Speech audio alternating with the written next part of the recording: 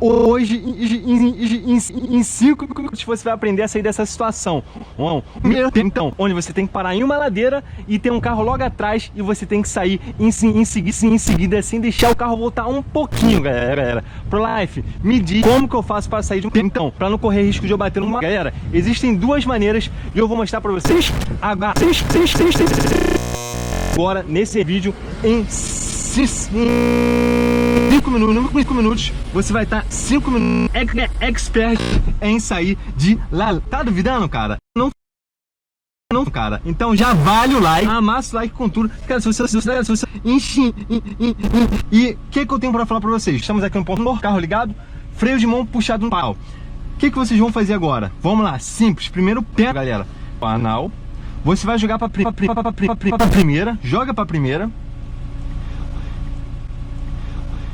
Você embreagem. Você solta a embreagem,